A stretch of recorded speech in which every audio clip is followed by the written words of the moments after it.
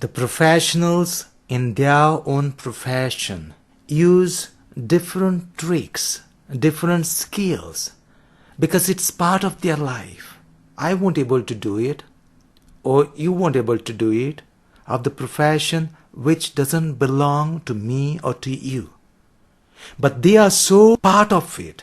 They want to do it in the best possible and effective way. Jesus, who is known to be the best and the great preacher and teacher, takes on a different method. He doesn't just teach and preach with his words. He gets into a dramatic way, makes a whip of cords and drives away all the evil in the temple. Now we are so accustomed and used to see Jesus is nice, so good, so loving, so kind, so patient. But if you want to know the other side of Jesus, not that he doesn't love us, not that he's a different person only for today or in today's gospel, but that's a way to engrave his teaching in our minds. He makes a whip of cords and drives all this cattle and sheep away, overturns the tables of the money changers, maybe throws away their coins. Can you imagine the best leader getting into this type of actions? But unless and until he does that, it's not going to be that effective. If he comes and announces, oh, this is not the right place for this, you need to stop this, you need to get these things away, that would be too easy and too little to understand. So he does this dramatic way in cleansing the temple so that it gets engraved in those people and engraved in our minds. Now jumping from this cleansing to our own selves. Each of us are the temples and the sacred places of God. Our body is that sacred as much as the temple was. Jesus depicts his uneasiness in making those whip of cords and driving everything away from this sacred place.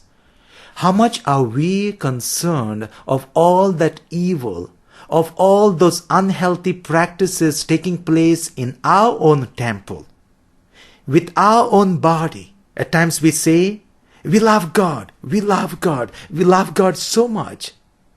But if you love God so much, do you want to destroy his place of residence? Can you say to your friend, I love you so much, but I want to destroy your house? That's exactly what we do. We say that we love God, but we want to destroy this temple, our own body. Or we want to love God, or say that we want to love God, but destroy this temple of God in another person. We want to at times kill them, sometimes in the body and sometimes in the spirit. We want to get rid of them. If you love God, why ever you want to get rid of his house? So each person is the dwelling place of God, the temple of this God. Not a second category God, the same God that we worship, no matter which religion or which faith or whether of no faith we belong to. We are temples and the sacred places of God. Now coming to another level, how much time we take to beautify our bodies. I'm not going to point out only to the ladies or the women, but even as men, how much stress do we give to beautify our exteriors? How much time we give before the mirrors, doing the makeup, getting the best of the dresses? And how much time do you give each day to clean this temple, to beautify your heart, to make your thoughts and your thinking right? That this place, this body is really made as a temple for God. We beautify ourselves, beautify our exteriors for someone else.